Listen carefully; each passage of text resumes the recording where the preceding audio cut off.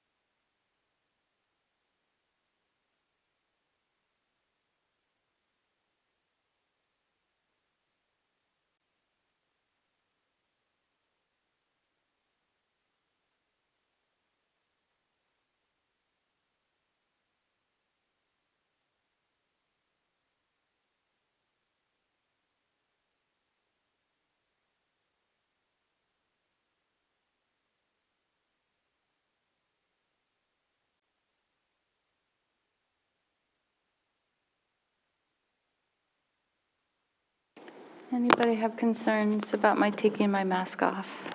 Diana? Okay. And Sage, do we have anyone on YouTube? Hello, beautiful people in YouTube land. Welcome.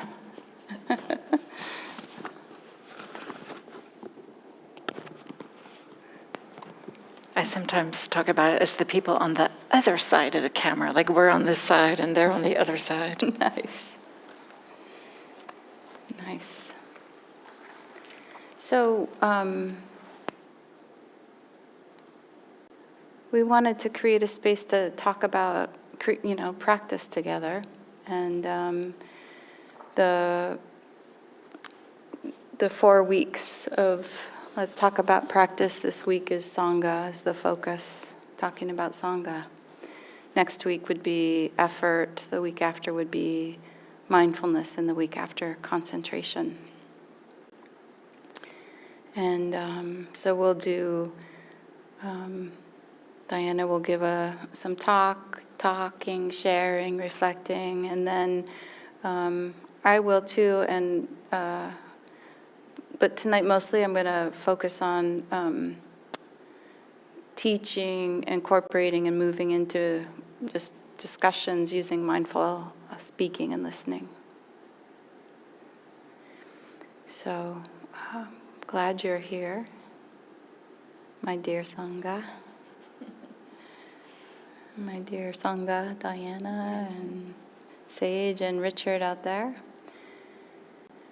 So, you ready to share? Okay. So welcome everybody. For those of you who don't know me, I'm Diana Clark. And I'm so delighted to be teaching with Tanya, and especially on this topic of Sangha, because we've been friends for quite some time, and we talk about practice all the time, right? We talk about Dharma things, and what a delight it is. It makes such a difference. Tanya, just having you part of my life has made a difference. So I wanted to start by talking about a little bit of a story that's in the suttas that we find in this kind of the ancient Buddhist literature. And this story is about this character's name is Meghiya, and he's the attendant of the Buddha.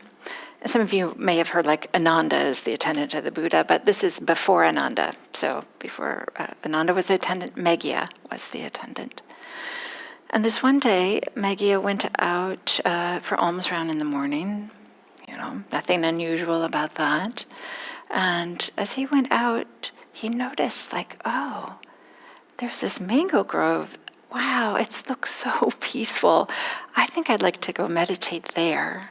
This is a wholesome thing, right? He has this idea that he wants to go meditate. So after he comes back from the alms, he says to the Buddha, I saw this fantastic mango grove. I'm paraphrasing, obviously. I'd like to go meditate there. And the Buddha says, no, right now is not a good time. And Meghiya says, no, but I really want to. And the Buddha says, this is not the right time. And then Meghiya says something like, well, you don't have any more work to do, but I have work to do, and I really want to go meditate, like recognizing he's not awakened yet, and he really wants to become awakened.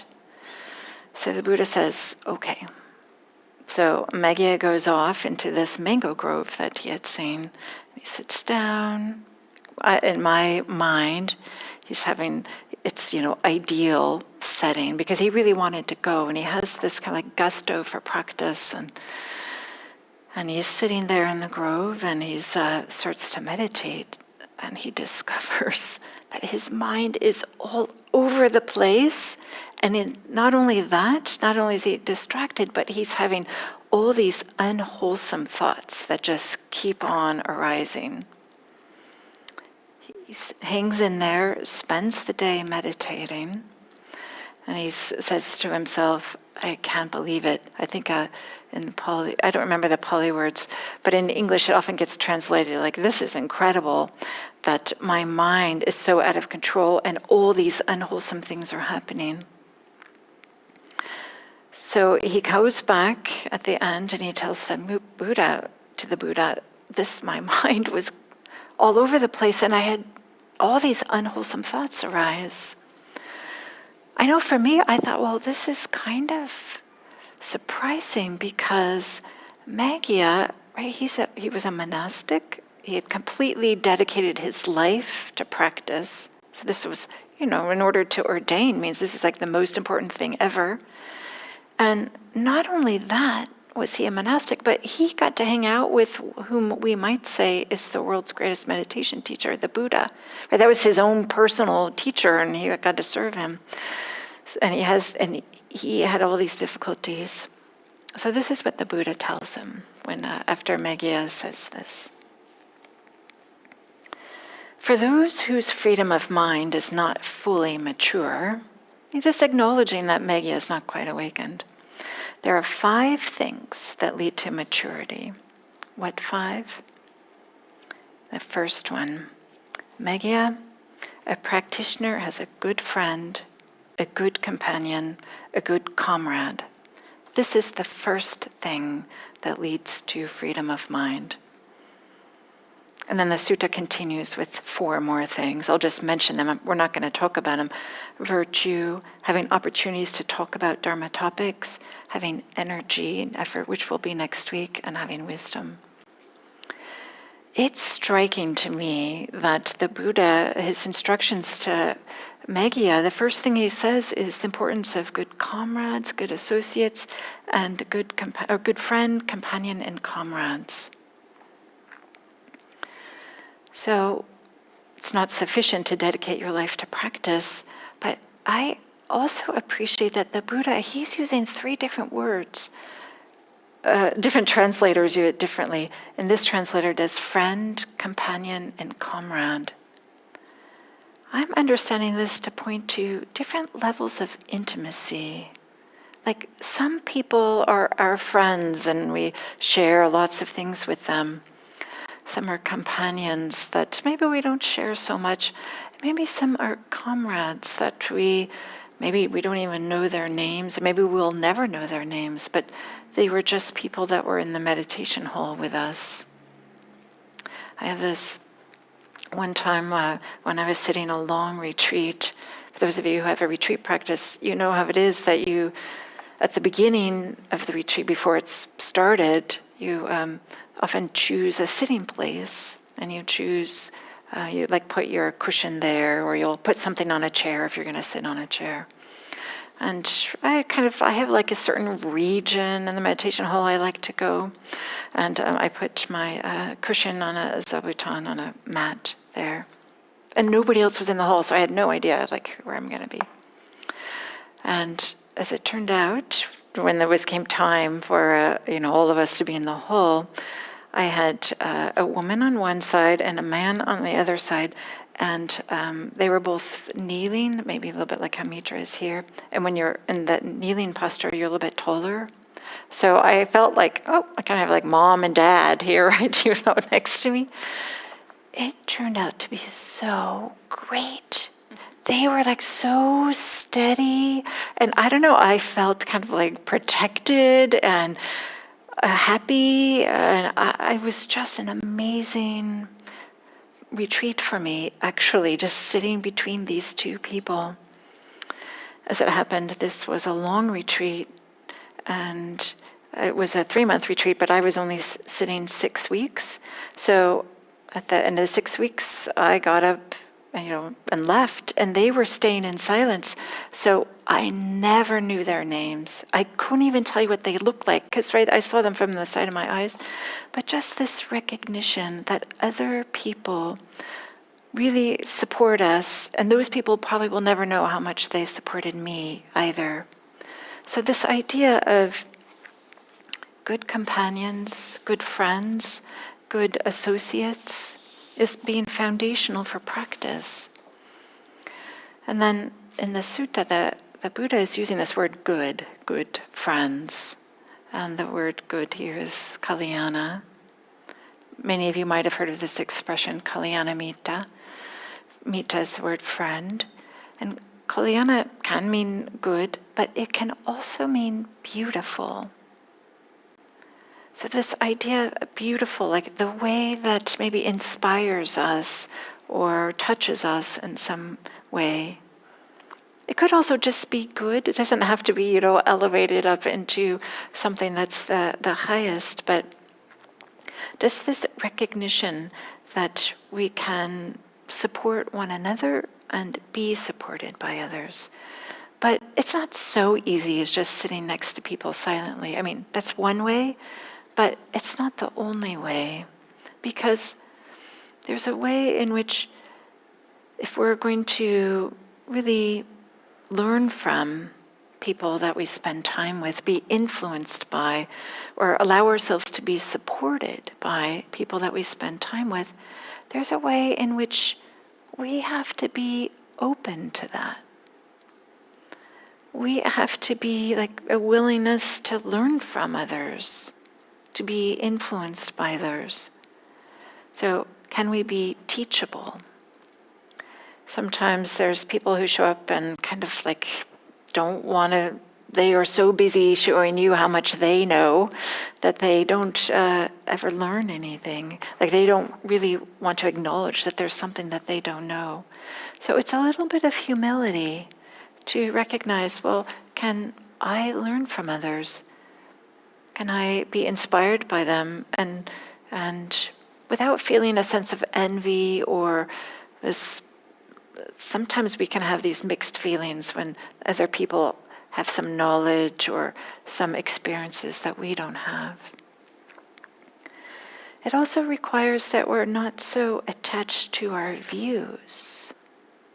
It's related to, having an open mind, but it also includes views about ourselves and the ways in which we've set up a us versus them, me versus you kind of dynamic in our life. My type of people are like this, not those type of people.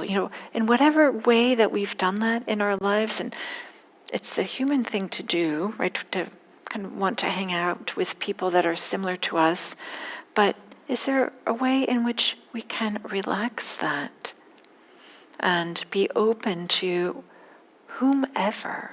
I mean, here in the context of IMC and as a practitioner, I've met people from all kinds of different walks of life and different backgrounds, different ages, right? That I would have never have learned back in my kind of the life that I had before, where I was, surrounded with people that had similar livelihood than I did, or same neighborhood or something like that. So not only does it mean that we have to be open in our views, but this may be one way to say is to let go. Let go of some of our biases, let go of some of our assumptions about other people. And this is why I think that the Buddha, when he's telling Megya how to, as a support for Megya's practice, he's saying that the first thing is good friends, companions, and associates, because all the characteristics that allows a person to be supported by, learn from, and to support others are all the same practices, the same way in which we're showing up in the world for just freedom in general. This letting go and willing to be influenced and willing to have different experiences. But I also want to say that there's maybe something else here, is this idea of discernment. This idea of good spiritual friend. Well, how do we know what's good and what's not? So we can ask ourselves, does it feel like it supports greater freedom? And we all know that doesn't mean that it's pleasant all the time, right? Sometimes we have relationships with people and it's not always smooth and, rainbows and hearts. Sometimes it's, we have difficult conversations, but is there a way in which people are allowing the best sides of ourselves to show up? They're giving an opportunity for us to be the best versions of ourselves and allowing the wisdom that all of us have for us to tap into it and for it to come forth. Or do we find that all the habits, our bad habits, quote unquote, that we have maybe tend to come out when we're with somebody, and we're finding that we have less freedom and more regret when we spend time with them? And this can be a really difficult thing when we start spiritual practice. I think it's pretty common for people's relationships to start to shift as they start to have maybe different priorities, or they understand themselves different, or they understand what it means to really show up fully. And they're realizing, oh, yeah, this relationship that I've had for so long, but now I feel like I maybe will limit the time that I spend with this person or something like this. Or maybe they realize, wow, this person here that I kind of didn't, I knew them, but I didn't spend that much time with them, turns out to be really a great support. So discernment is also needed. And of course, this is something that is a big part of our practice. Is, okay, what's helpful and what's not helpful. So then maybe I'll just introduce something just a little bit here. I've been talking about good spiritual friends, and Tanya introduced this idea as Sangha. So what's the difference between good spiritual friends and Sangha? Maybe there's no difference. Maybe there's a way in which we can understand Sangha as fellow practitioners or comrades in practice.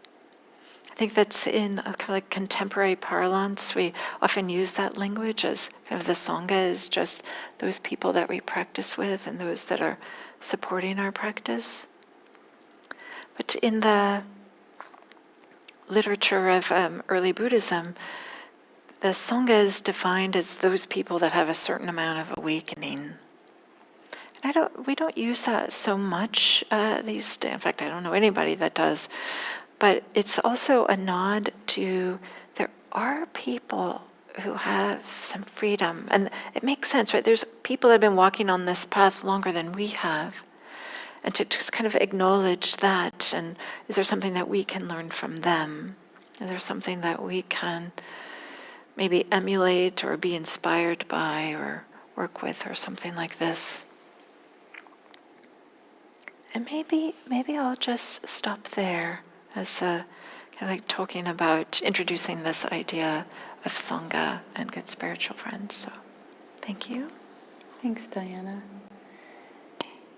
I have an idea, but let's see if it feels good. I wonder if we could make a circle, that you guys could come a little closer, and instead of doing, small groups or whatever, let's be one group. Let's make a Sangha, and not make it, but you know what I mean. Sage, if you can come over with us, and Sage, maybe if you bring the microphone, and Ben, maybe you can scoot your chair a little that way, and then people on YouTube might be able to see. I don't know, maybe if you pull back the camera a little bit, the people on YouTube might be able to see our group. Yes, and so virtually a part of us. Absolutely wonderful. Oh, good. Great. That's what this blue tape is kind of like. You just talk about the cameras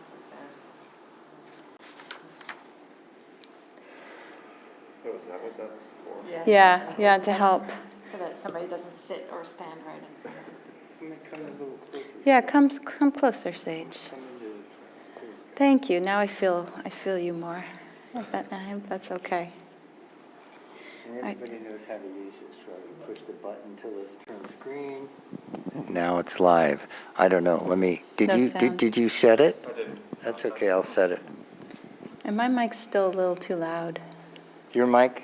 Yeah. Is that this one here? Say again. My mic is there. That's better. Okay. Yeah. And let's see. This is Especially 3. now that you guys are close. Yeah. But we need the mic for them. So this is 3. Yeah, this works. Okay. Does this feel okay to all of you? Nice. Jeff, okay with you? Okay. Yes. Very good.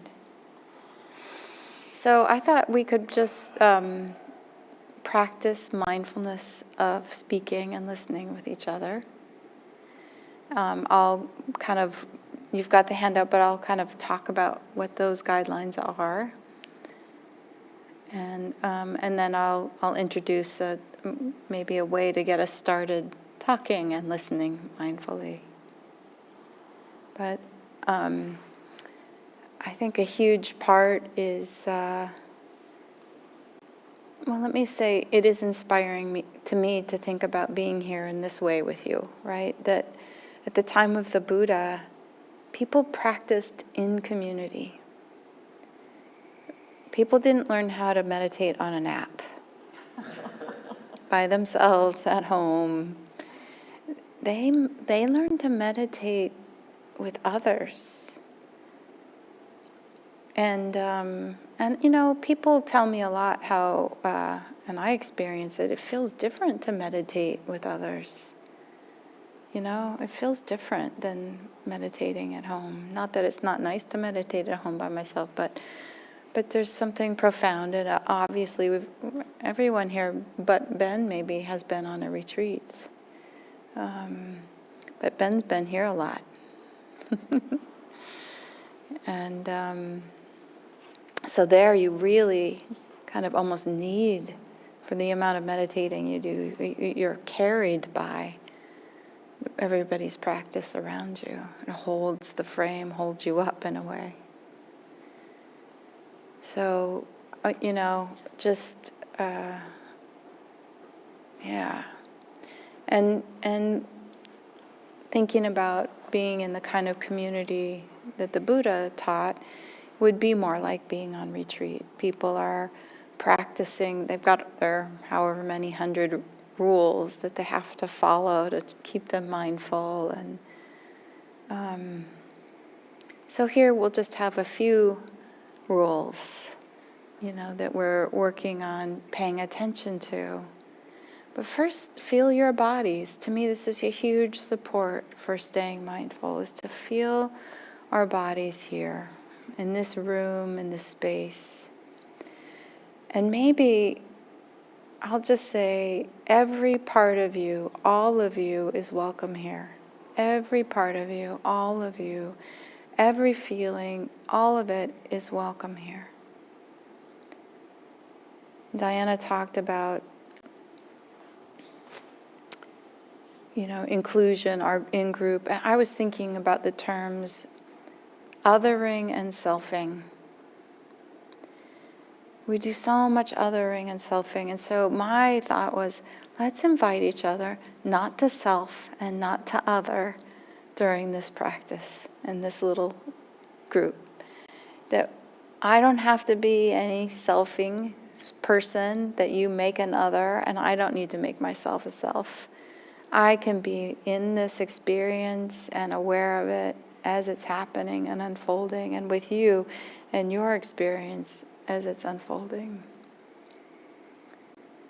So that what helps stop othering, meaning creating some idea of who you are, what you're like, what your story is, what I think you're going to do next, what I think you need to do. Instead of all of that, my goal will be to sit back and be surprised. To let each of you surprise me by however it is you show up, whatever you do or don't share. To not try and make it into anything, but to receive whoever you manifest into in this moment.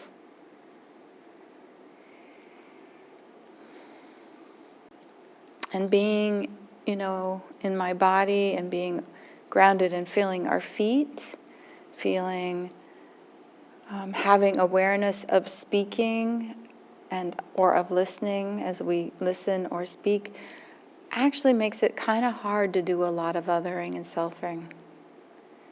It gives us something to let go into instead of all of that creating of ourselves.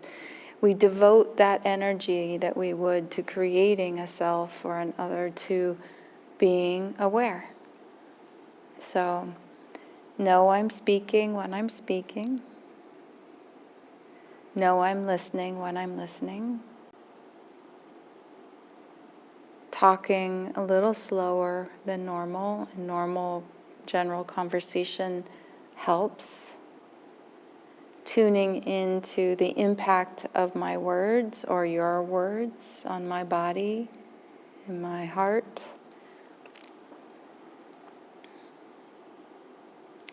Allowing space for pausing, not planning what I'm going to say in advance.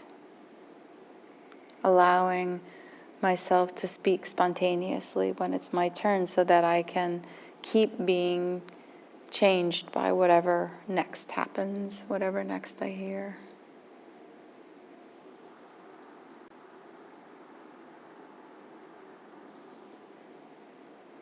Just like when we're sitting, relaxation is helpful. So when you find yourself feeling some tension, maybe tune in and see if you can soften or support whatever it is that's tensing up. Maybe even being able to be aware of breathing as you're breathing and talking or listening.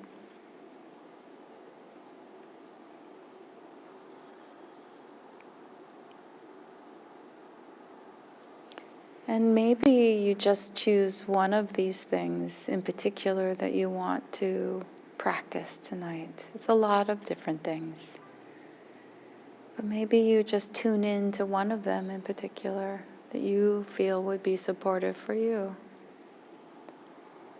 So what I thought I'd share first, what I thought would be nice, is Diana shared a story about being on retreat and feeling supported by the two people on her side.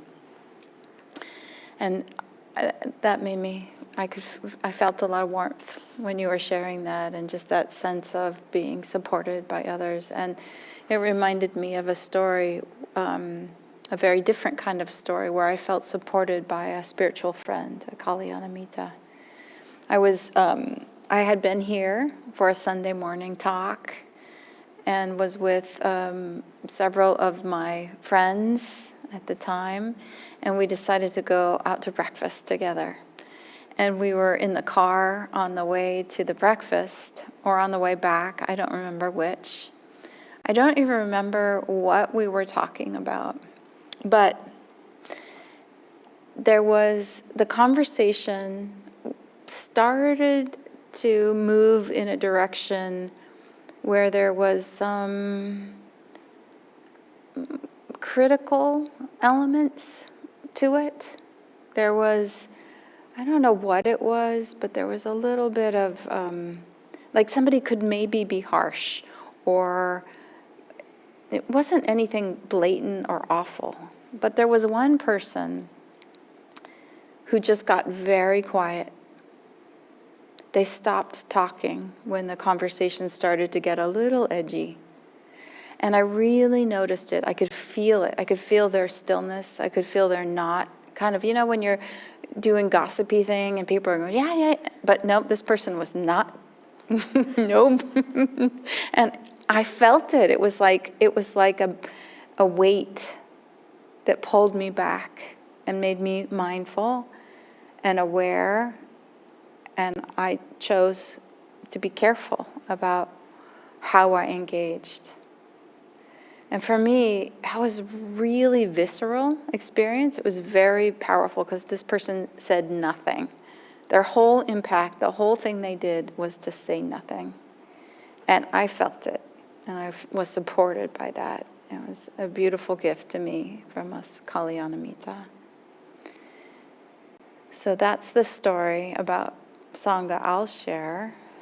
And then we can popcorn it, or we can go around in the circle, and I'll invite, should we just go in a circle so it's predictable?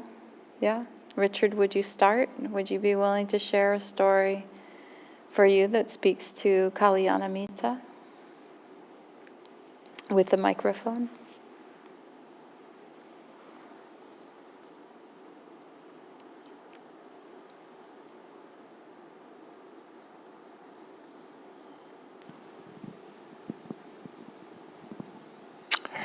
Well, to be honest, I'm a little reluctant to do so, because I just finished Gil's 3-week, and one of the things that I became very aware of is my tendency to story.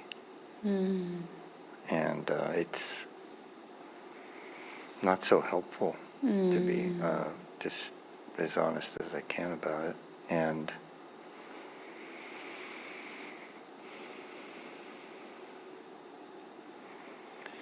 but I can't imagine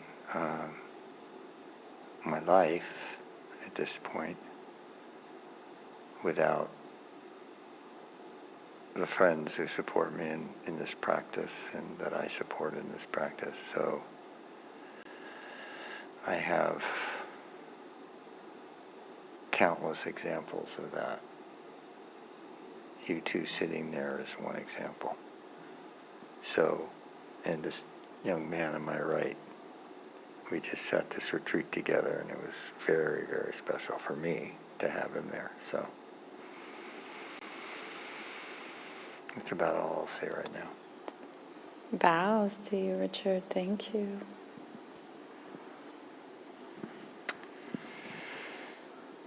Hi, my name's Jeff.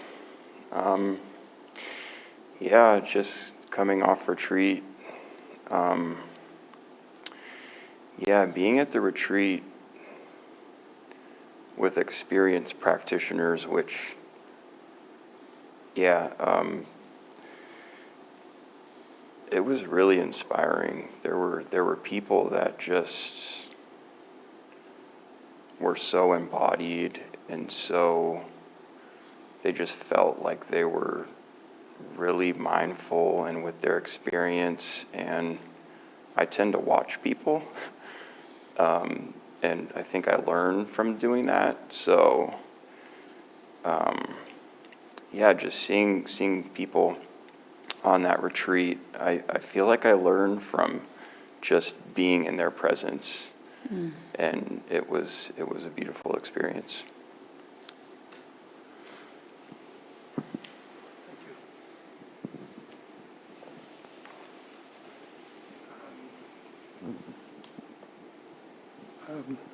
Is this okay? Beautiful, Ben. Thank you. Yeah.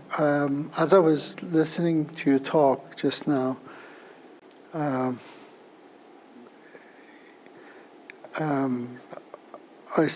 mind started wandering. And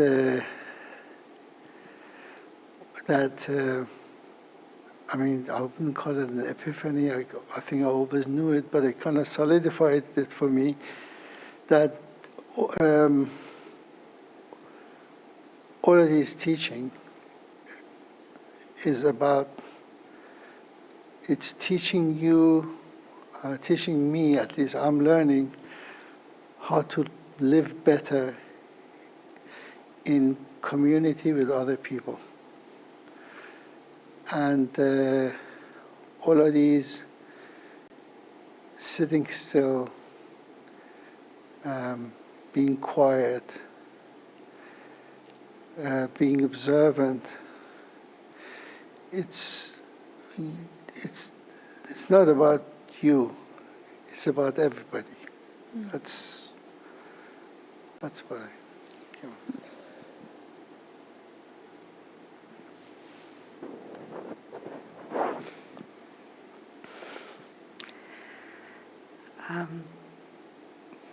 So Ben and I are married, have been married for I don't know, some years, 30 some years. We just forgot our anniversary last week, so. But and we've been practicing for a few years, maybe me a little bit more, but both of us at IMC. And I was thinking how valuable that has been more and more every day. And I noticed that driving here tonight, we're both on this email chain with a group of friends. One of them is now in Iran and had just written a story of what's happening in Iran, and she also has her mother's in ICU, so she was kind of reporting on all events. And I had responded to her. Some people just reply to all, so you see everybody's replies. There's a group of like 30 of us on there. So we were talking about that, and I started talking maybe not very nicely about something someone had said. He's a writer, so he writes beautifully, but I started saying it was a little bit of exaggeration. And what Ben said made me realize where I'm going, and I stopped.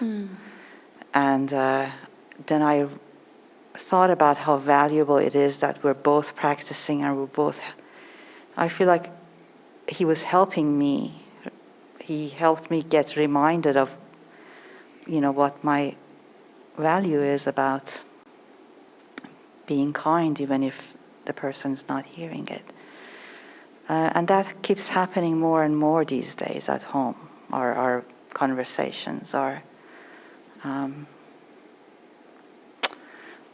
I'm so grateful for that. I think that's a good example of our Sangha at home.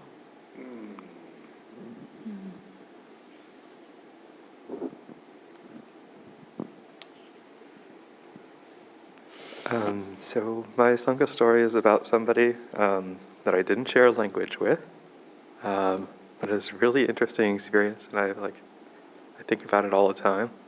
The very first retreat I went on was at Shasta Abbey, really far, north of California.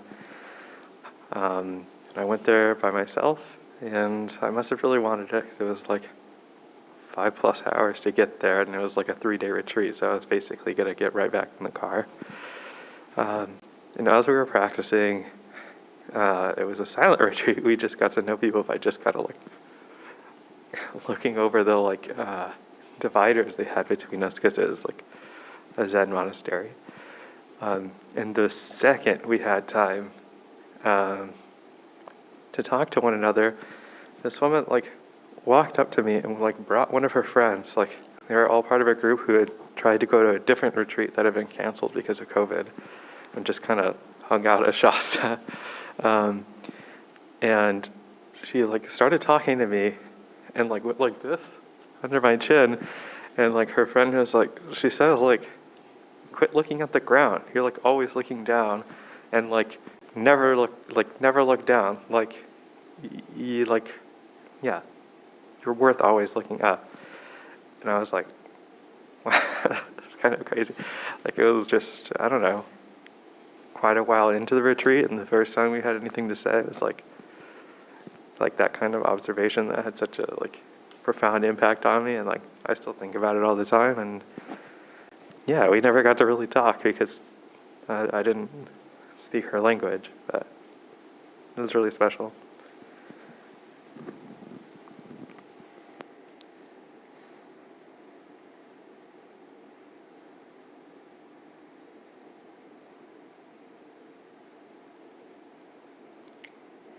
Do you want to say anything more? I was waiting for Tanya to direct us. Yeah, I could say I have all kinds of stories. We love your stories, Diana. I don't know about that, but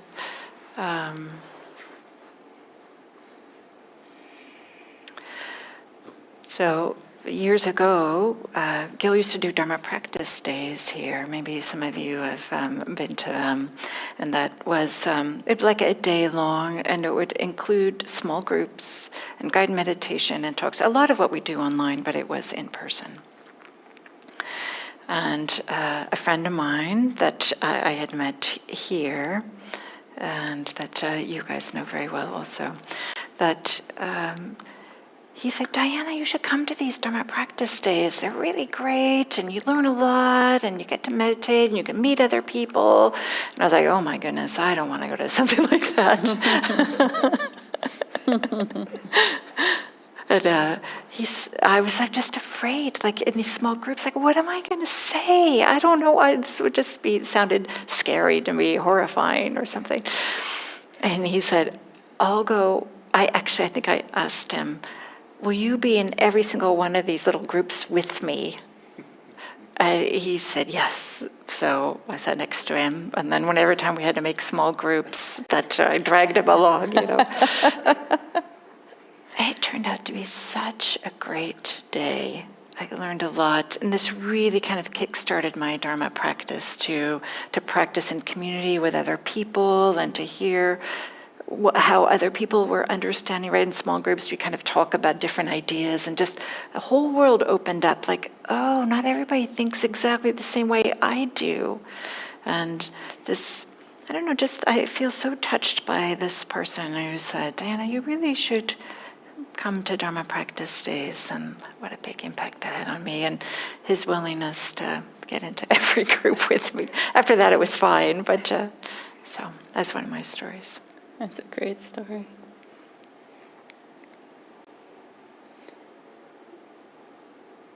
So I'll invite us to go around the circle one more time.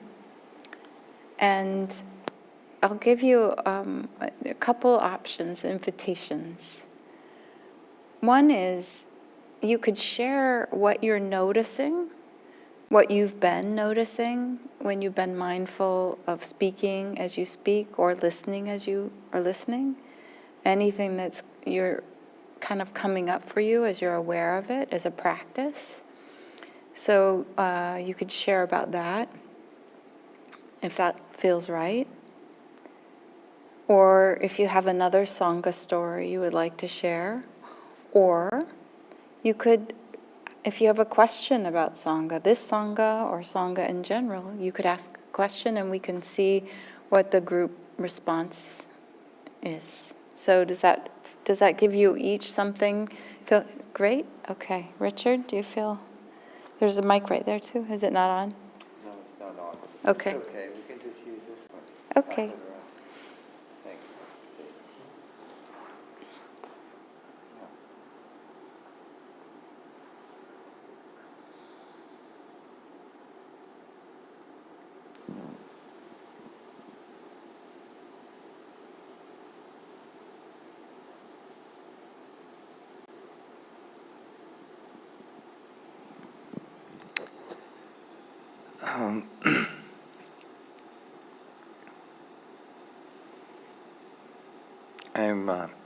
I'm pretty aware of really not wanting to talk too much right now. Very, very enjoy hearing other people right now, just listening to what's going on.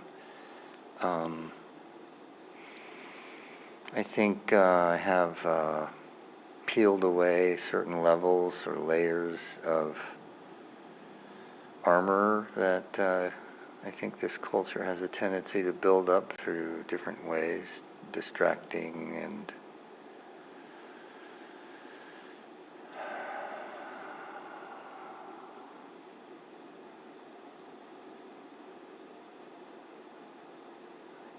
so I'm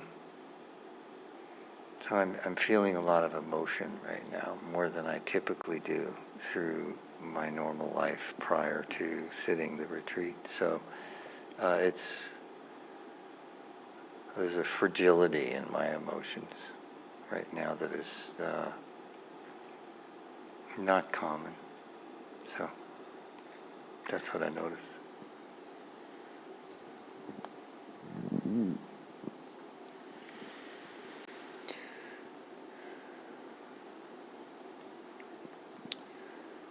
So I think, well, I've been trying to practice with just trying to stay in my body. It's quite difficult, but yeah, when talking, I try to stay with my breath, and also when listening to others,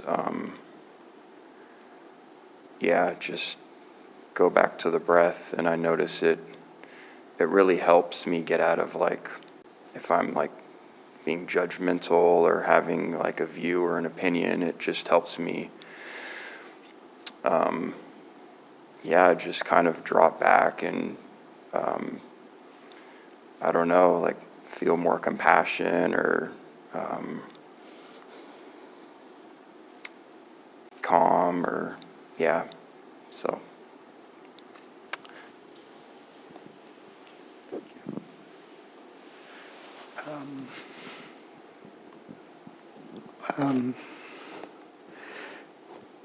The only story that comes to mind for me right now is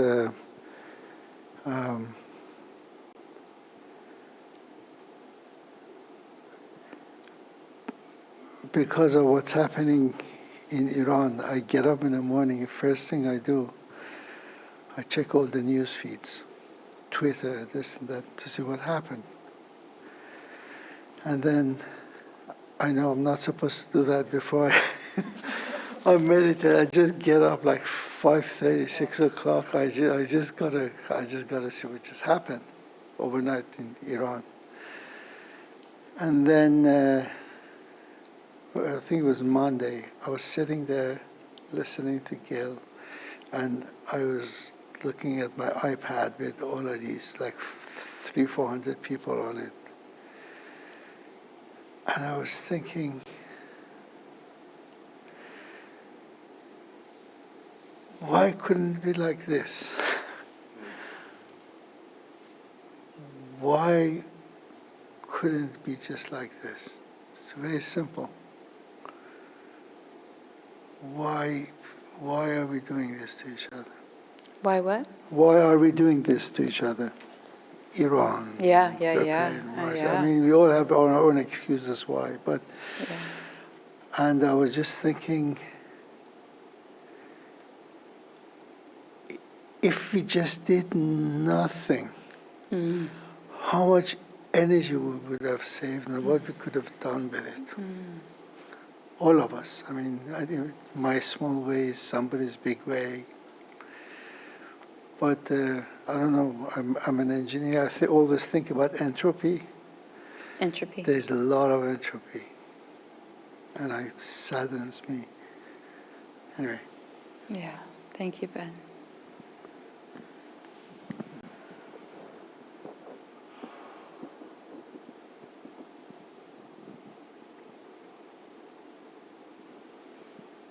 I had a question, but about community and how during our life it changes, even without a practice like this. It kind of changes as we change. And I have a hard time with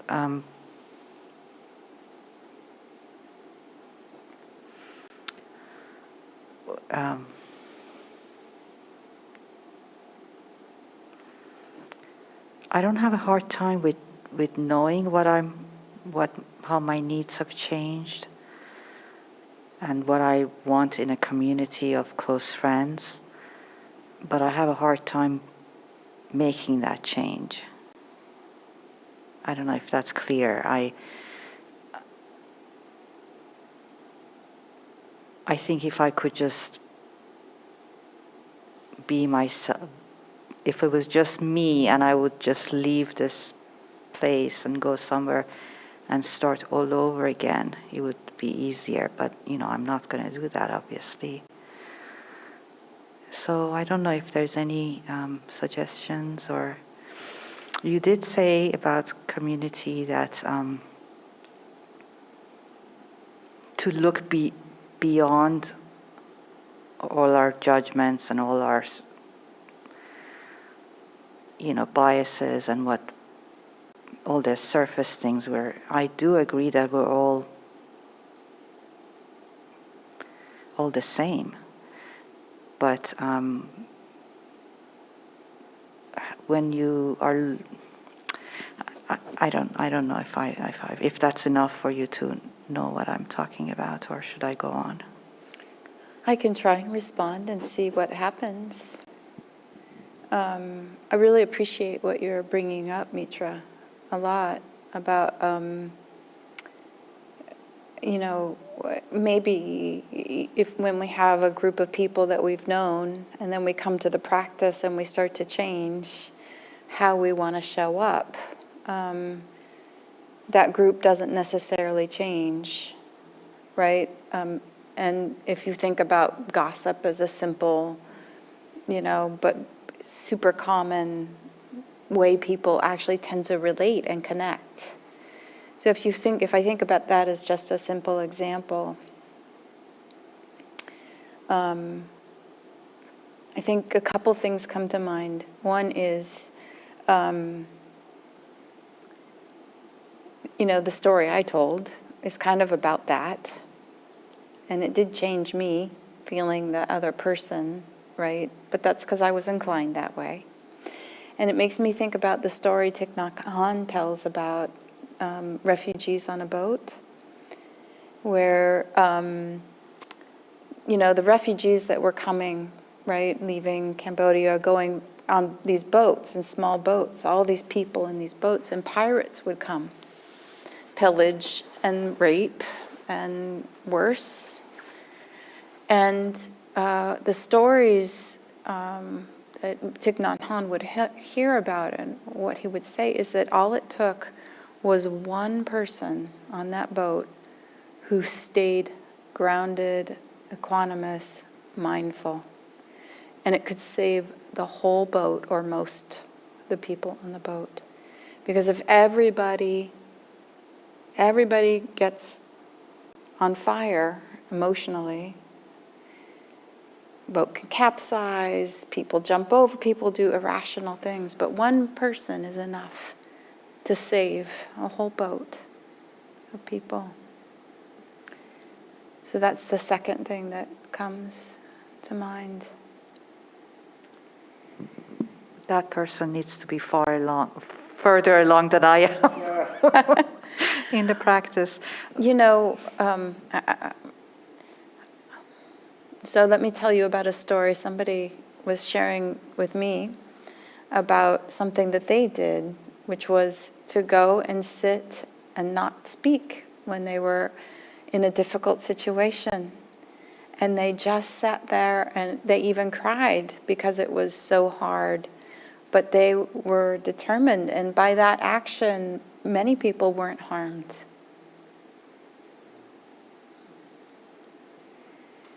And I think that's where I am right now at this stage. I see the harm, and I don't, for the most part, I don't participate in it. I hear it and I don't like it. And also another thing I'm starting to notice is that I'm not hating it as much. I'm not judging it as much either. I'm a little softer on, I notice it, but I don't feel like, oh my God, I'm so much better than that. So that's not really making another, Yeah. and not Yeah. necessarily having to make yourself into something better. Or, Yeah, and I see that's happening, and that's a great thing to happen. I think but my dilemma is that time is so limited, and we only have time for a few things in our day. So to choose, some things really have to go, and to choose that is sometimes difficult when you already have established 30, 40, 50-year relationships. But yeah, that's something, I think I need to keep working on myself.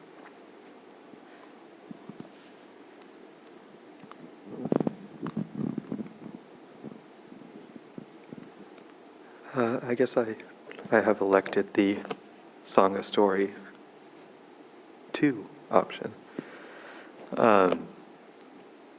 So my Sangha story is actually the story of 2 Sanghas. Since I I started coming here to IMC and to Canando and Mountain View a couple months back, like basically right after I had like gotten out of the hospital and like been encouraged by like a chaplain to like pursue my spirituality. And it's at a particularly like difficult time in my life, and I was very much alone. And like since I've been coming to IMC and over to Canada, I've definitely felt more like I'm part of something, and it matters like deeply to me. It's something I get really excited about, like glad to give my time. So Sangha has made like a huge difference for me, even if I'm not necessarily like talking about like Dharma friends and like giving you the Dharma sense, but yeah, that's been good for me.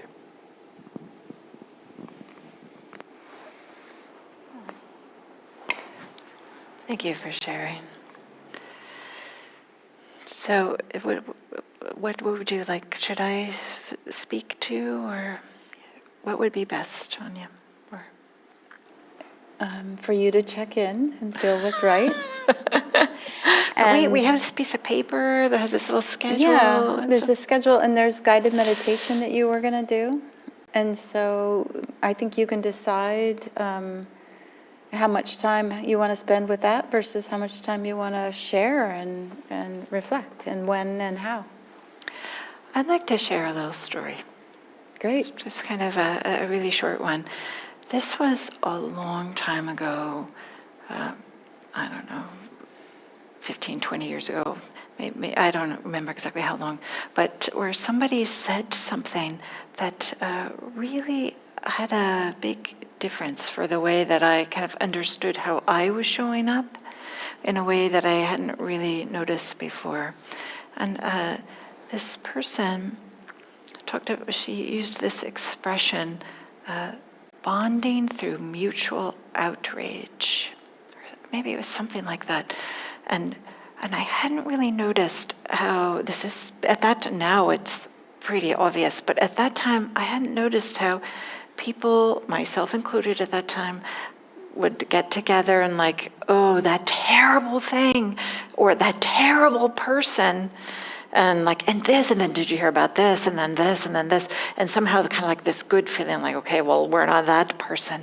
But then, so, I don't know, it started to feel like it just didn't quite feel so good. As soon as that got highlighted for me, I started to notice, oh, this is sometimes a way that we bond with each other, is to complain or about something else. And I don't know, that had a big impact on me when I said, I'm going to try not to do that anymore. And maybe that speaks a little bit to what this othering that you've been talking about. And I know there was a time when I worked in corporate America, and this was something that we would do literally like around the water cooler, is complain about that person and that department, and can you believe it? And, this kind of stuff. So I don't know, that I still think about, and even today, like with the way kind of social media at that time, right? Social media didn't really have a role, and the news cycle, everything is all about this. Bonding through mutual outrage. Is that the right expression? But whatever it is. So I don't know. Just a story that had a big impact on me, to see how we like to do that. It turns out not to be so helpful always. Did you say the word outrage or outreach? Oh, outrage, anger, outrage. Yeah. That makes sense. Mm-hmm. Okay, so maybe we'll do a little guided meditation. Sounds good to me. So this idea of Kalyana Mita and Sangha and practicing together is a way of, about connection, and there's so many different ways we can have connection. It can be, literally touching somebody, or maybe it's just softening that which is inside us that is maybe making connections a little bit more difficult. And so I'd like to do a little bit of loving kindness meditation, because I find that this really can help soften kind of our inner experience.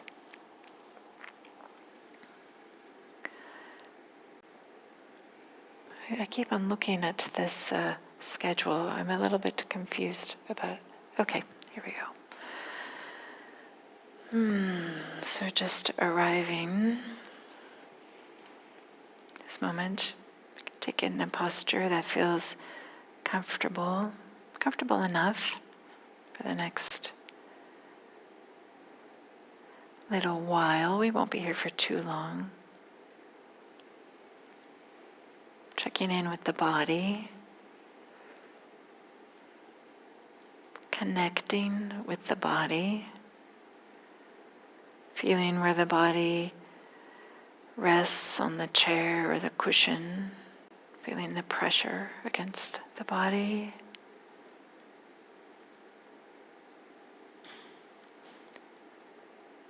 Feeling the feet on the ground. We're connected, we're here, this location. And having this sitting posture, and just to know that we're sitting. How does the body feel in this posture?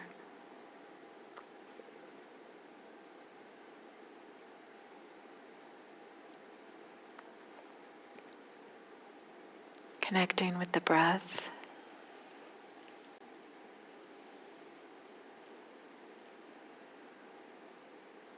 Connecting with the sensations of breathing.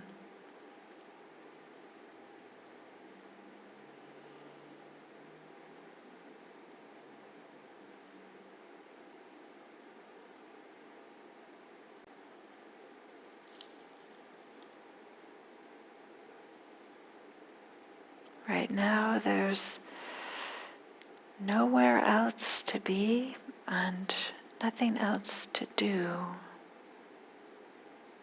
We're just here with the sensations of breathing.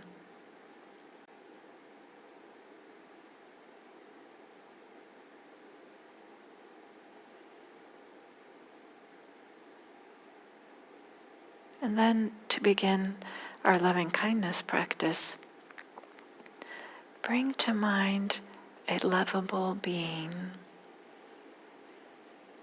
the most lovable, uncomplicated, straightforward. For many people, these might be kittens that they see on internet videos, something that kind of just makes you smile and in a warm-hearted way. Maybe there's a teacher or author that has touched you. Maybe there's somebody in your life that you have a relationship with. Whomever, bringing this really lovable being, somebody for whom it's straightforward to have a sense of warmth or care for.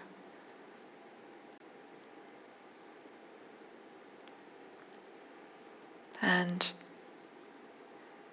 any way that makes sense for you to connect with this lovable being. Might be by bringing an image of this lovable being. It can even be an imaginary, it doesn't have to be an actual being. Or maybe there's a way in which, with the heart center, a little bit of a radiation and connection.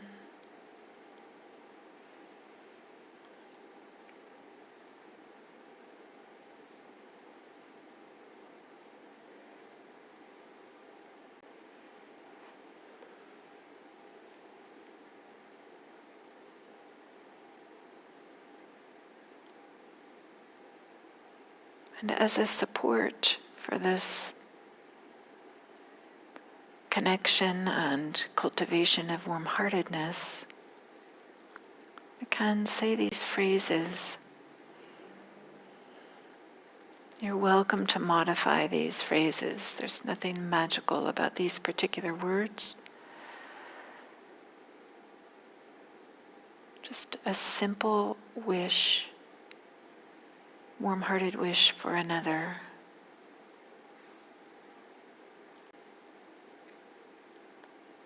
May you be safe.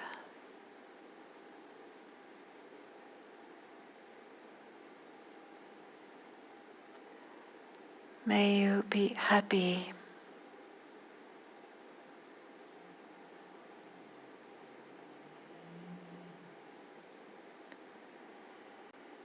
May you be healthy.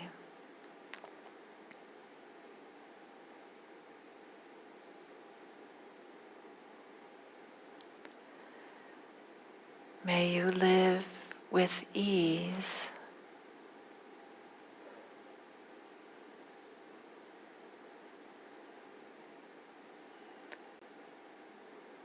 May you be safe.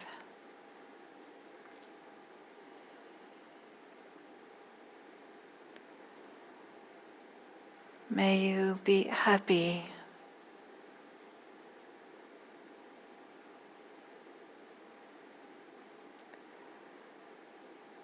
May you be healthy.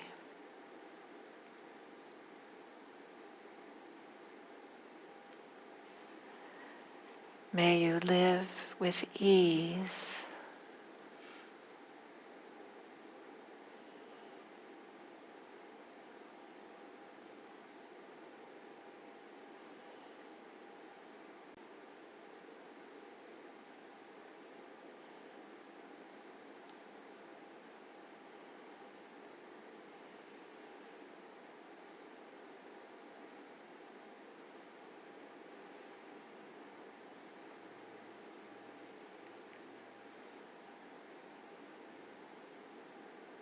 Just keeping this simple, with warm-hearted wishes for this lovable being.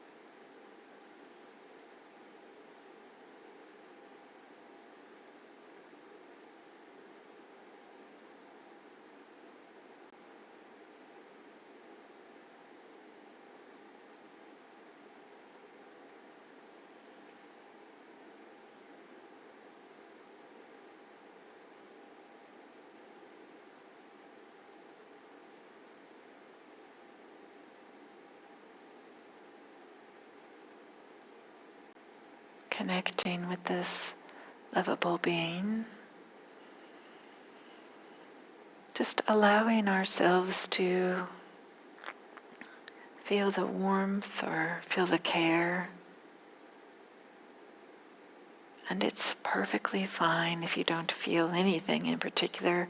That's okay too. But if you do, allow yourself to be supported, nourished by this feeling of warmth, respect, care, love, goodwill, benevolence for this lovable being.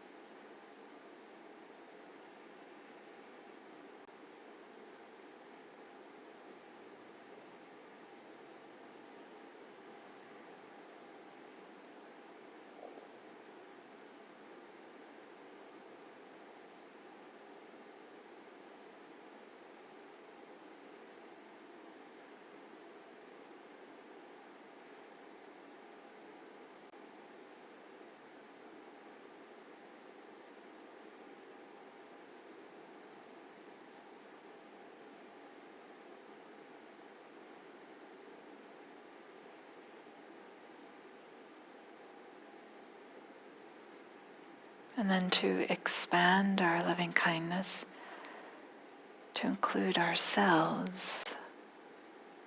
Of course, we do loving kindness for ourselves. So in the same way that we have this warmth and care for the lovable being, can we stretch or expand that to include ourselves? May I be safe.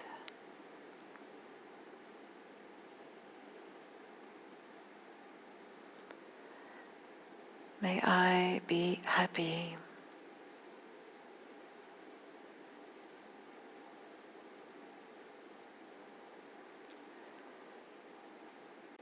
May I be healthy.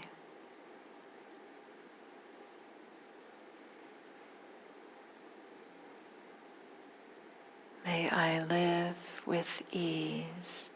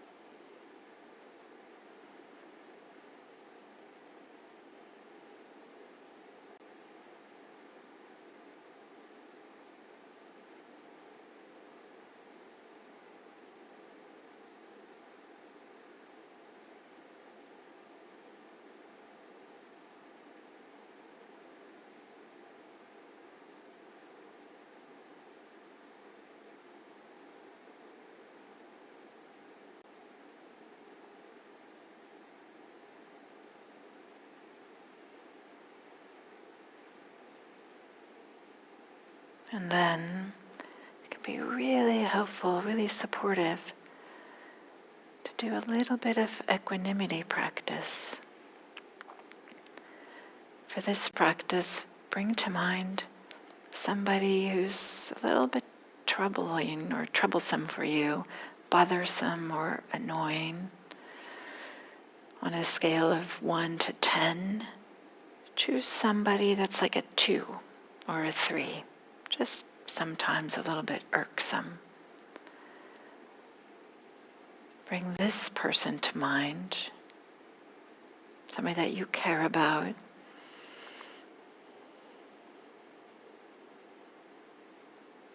And we can say this phrase: I wish you happiness, and I cannot make your choices for you.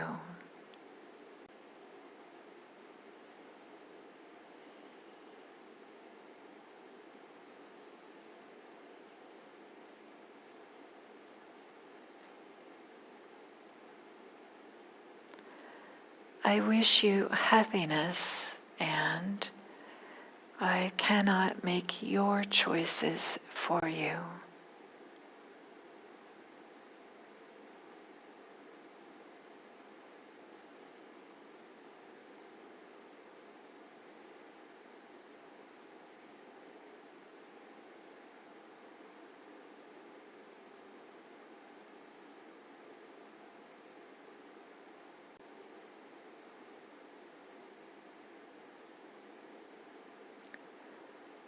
I wish you happiness, and I cannot make your choices for you.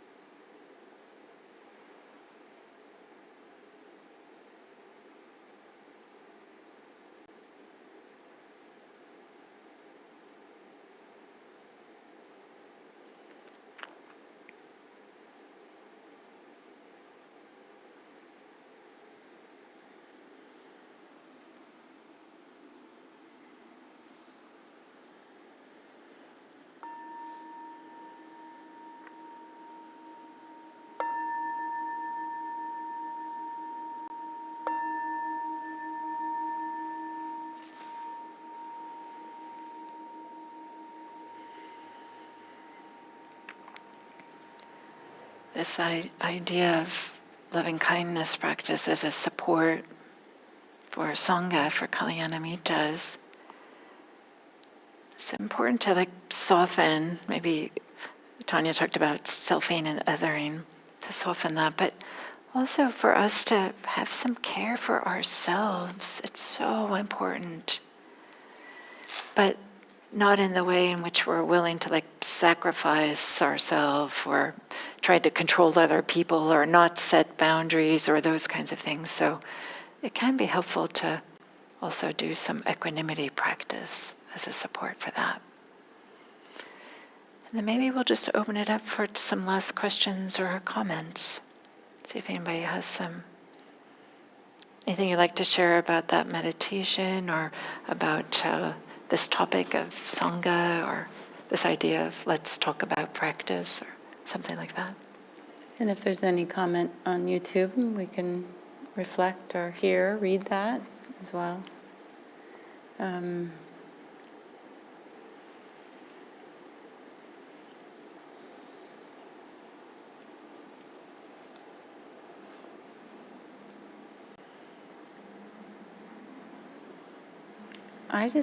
I think this was so sweet. Thank you.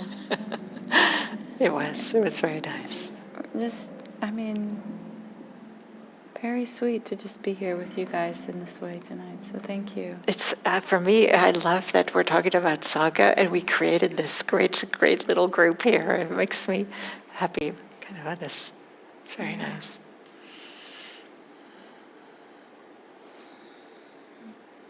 Anybody want to make any comments? Because it's not needed, but if you want to say anything more, Ben, Jeff, anything you want to say before we end?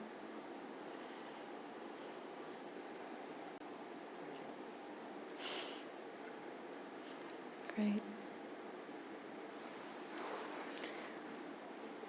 I had this idea, maybe we can dedicate the merit tonight, and I would like to, wherever our microphone is, let each person name whatever beings, people, issues they want to be included in the dedication of the merit of our time together.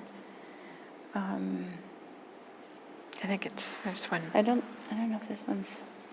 And then Sage has the second one. Yeah, this one, the volume's not on. Maybe you'll start, Jeff. Okay. Yeah, I'd like to dedicate this to all beings everywhere, and especially those that are suffering. Thank you.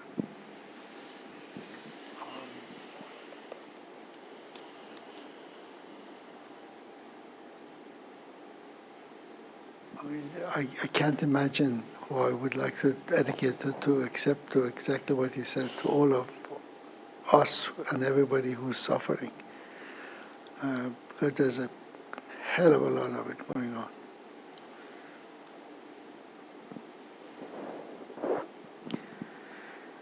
There's a 22-year-old woman who was killed among thousands of people that get killed every day in Iran. Her name is Mahsa Amini, and what's been going on around the world is they're calling her name, not just her name, not just to that particular person, but they're calling it for everyone who's suffering and everyone who's being, so her name. Thank you. Can you say her name again? Mahsa Amini. Thank you. So I just want to say one thing. I don't know whether you know the slogans of this movement in Iran. It's 3 words. Oh, yes. Zan, Zindagi, Azadi. I mean... say them again, Ben. Zan... Can you say them and translate them? Yeah, of course. Zan means women. Right. Zindagi means life. Yeah. Azadi means freedom. What was freedom, right? Azadi, freedom. Yeah. That's it. That's all days. Wow. And I just, and this woman, definitely so inspired. Sage, would you like to? Sure, I'd like to dedicate the merit of our practice to incarcerated people. May all beings be free.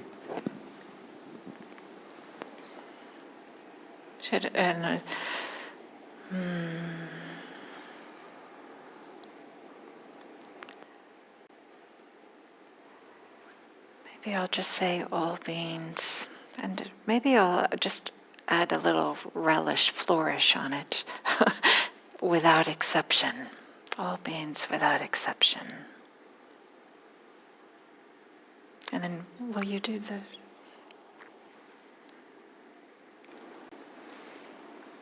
Do you want to add anything, Richard?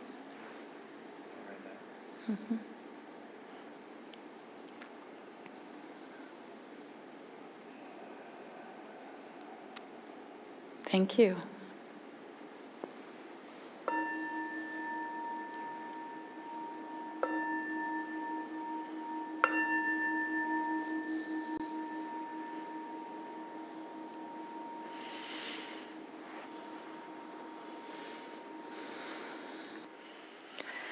I just want to ask you, what was the word you said about around water cooler? What happened? Oh, outrage? Bonding through mutual outrage. Bonding for mutual. Just because we... If I remember anything good tonight, This is going to be that. never to do that. So much as social media is all about that, right? And so, yeah.